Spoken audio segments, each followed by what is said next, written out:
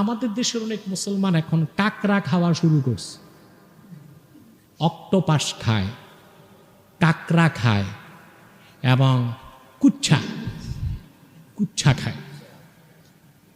কিছু লামাঝাবি মৌলবি বেরোইছে, এরা ফতুয়া দেয় sea food, all sea food হালাল। প্রত্যেক সামুদ্রিক প্রাণী কি না।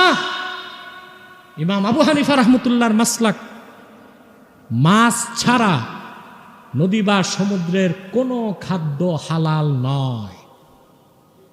কথা বুঝেন না?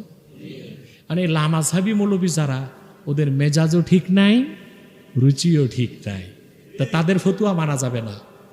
আল্লাহ আল্লাহ বুজুর্গ আলেম ওলামা পীর মাশায়েখ মুফতিগণ, তাদের মেজাজও ঠিক, মনও। তারা বলতেছে কাকড়া হারাম, কুচ্ছা, অক্টোপাস। কাকড়ার যে কি গন্ধ তা দেখছেন? রান্না করার পরও বিভিন্ন রেস্টুরেন্টগুলোতে দেখা যায় কাকড়া আছে। আমি বিদেশ সফরে গেলে যেই রেস্টুরেন্টে দেখি কাকড়া আছে, ওই রেস্টুরেন্টে ঢুকি না। আমি হালালটা খাবো, কিন্তু একই পাতিলে একই হাঁড়িতে কাকড়াও রান্না করে, চিংড়ি মাছও রান্না করে। কথা বুঝেন না? কাকড়াও রান্না করে। আমি ব্রিটেন সফরে যখন অক্সফোর্ড ঘুরতে গেলাম, প্রচণ্ড ক্ষুধা লাগছে।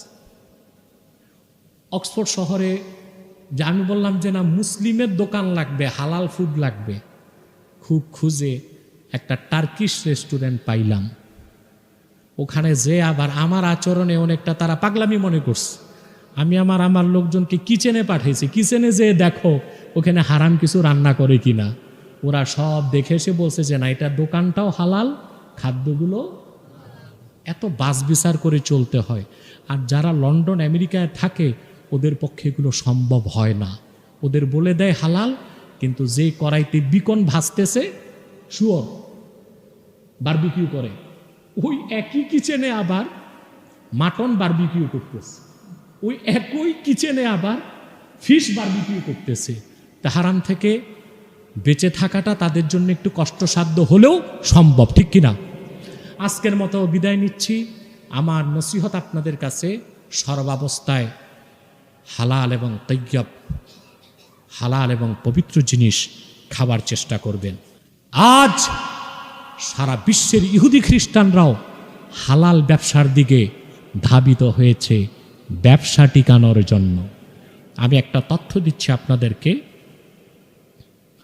এটা হচ্ছে কম্পোনেন্টস অফ গ্লোবাল হালাল industry, the current market value of the global হালাল